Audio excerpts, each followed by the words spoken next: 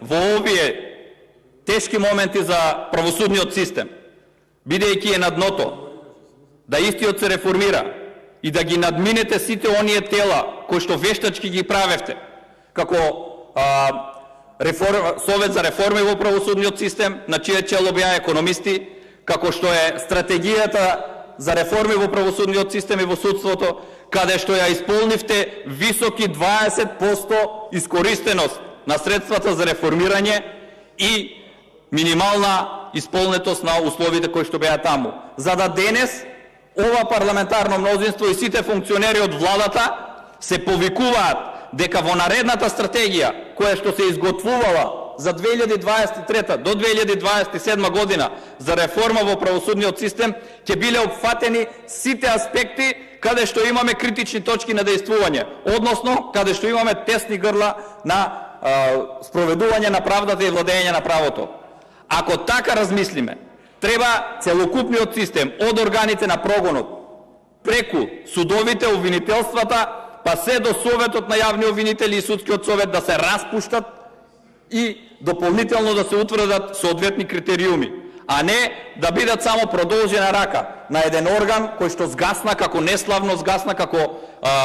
инкриминиран, односно најголемиот дел од учесниците во така нареченото СЈО се испостави дека се криминални. Така да и овој кадар кој што го предлагате од старт е девалвиран и не може истиот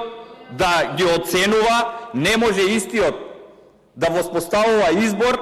разрешување или да врши распоредување на самите јавни обвинители, бидејќи со ова му ја давате оваа можност. Ако досега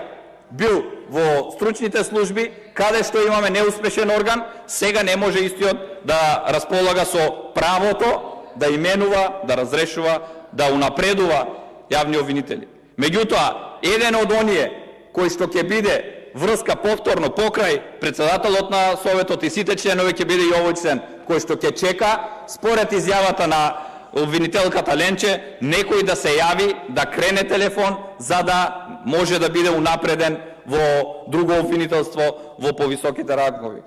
Тоа се потврдува и со самото тоа што Советот на јавни обвинители не смогна сили преку јавниот обвинител да ги повика сите оние кои што изјавија дека со судството и обвинителството